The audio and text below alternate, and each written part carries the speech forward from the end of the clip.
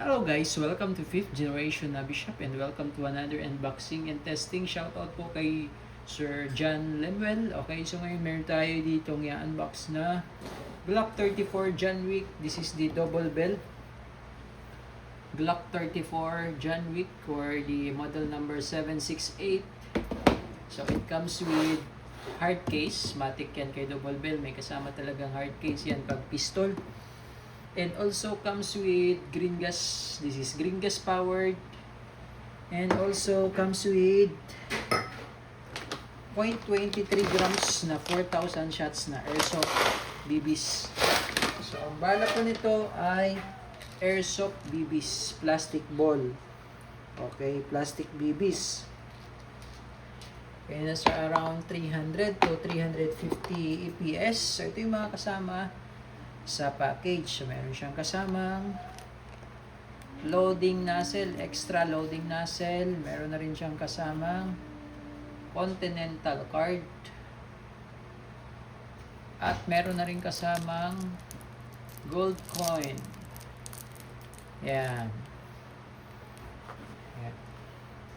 Glock 34 John Wick. Naka-stippled grip. Naka-flared magwell.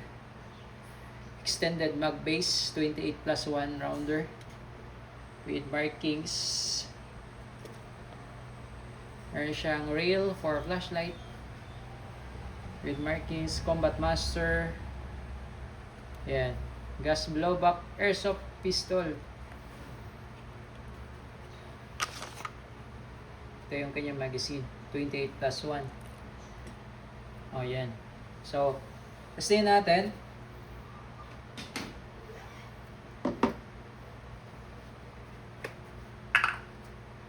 Okay, so bali pag nag-load kayo ng gas, meron siyang lock dito sa part na to. Baba mo lang siya.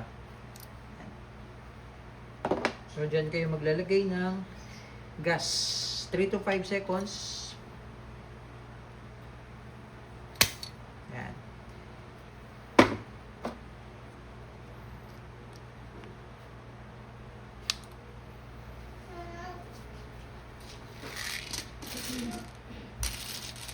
Pakita yung bala. Double stack po yan. Ito, double stack. 28+1.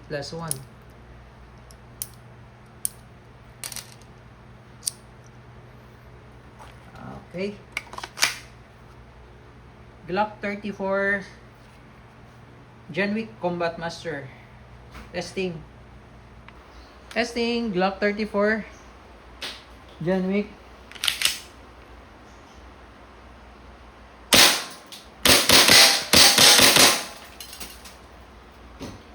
Okay, open slide pag wala ng bala. This is Gen 3 po.